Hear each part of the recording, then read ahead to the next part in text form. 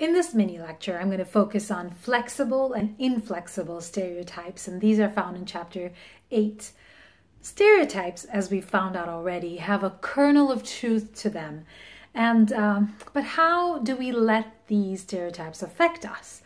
Are we rigid and hang on to these tiny, often out of context, out of proportion grains of information, or do we consider them in passing while we make our judgments based on context and draw accurate assessments based on multiple pieces of information? So that's what we're going to talk about: flexible and inflexible stereotypes. And I'm going to use an example. It's an innocuous example of an actual positive stereotypes about Indians.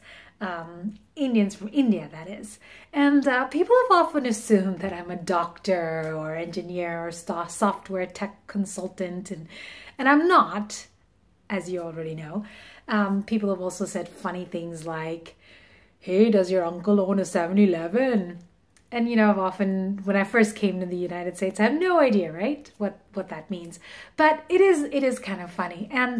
But here is the kernel of truth, and that gives us a little bit of background on the history of why Americans have come to believe this way about Indians.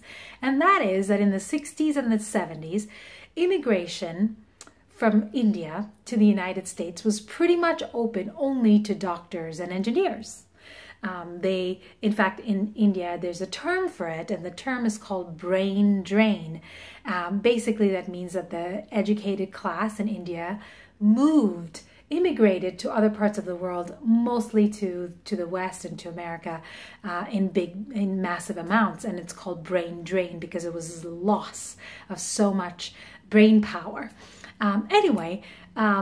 So, and then in the 90s and, 2010, even up to that time, the next big wave of immigrants from India was in the software technology area because of the Silicon Valley tech boom.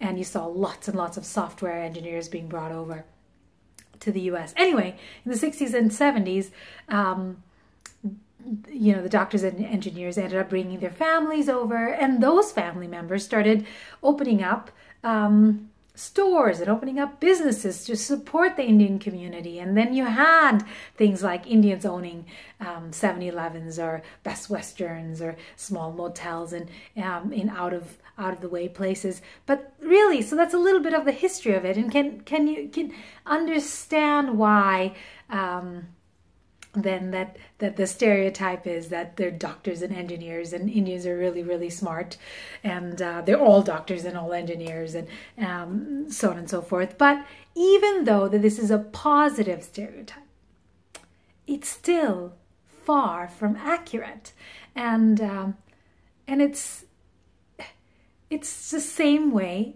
as a negative stereotype. It's far from accurate. It might have a little kernel of truth, but it's far from accurate. And does this bother me? I don't want to exactly say that it bothers me. In fact, I think it's a little humorous. I often tell people who've just gotten done telling me that their doctor is an Indian, and sometimes they even ask, do you know this person, and so on. But really, I often tell them that they're probably meeting the only Indian who's a non-doctor, non-engineer, non-software tech consultant, and who doesn't drive a Honda or a Toyota. But anyway, let's put humor aside for a second, because this is a really important topic. Being inflexible with your stereotypes can seriously undermine your efficacy as a communicator. It leaves you being unable to change your single story lines of people and people groups and cultures and even history. It's like the Turkish Prime Minister denying that the Armenian genocide ever took place, and then he's upset when other world leaders bring it up. And if you don't know what that is, you should look it up. But what can you do to become a flexible stereotyper? Here are just some tips, and this is also found in the book, but it's my take on it as well. Keep your characterizations of people open-ended, and be willing to change what you know about this person or this people group, and know that at best, you can only make a very educated first guess, and that you may be wrong about some of your own first impressions about these people. Try not to be polarized, grouping people into different opposites. Try not to be polarized in your impressions about other people. And remember, you don't like to be painted into a corner, so try not to do that to others as well. And think about a stereotype that you have yourself about a group of people, and think about what you can do to change or re-educate or reframe, become a little bit more mindful about what you know about these people. And really, the important question is, are you willing to be wrong about impressions that you have about other people?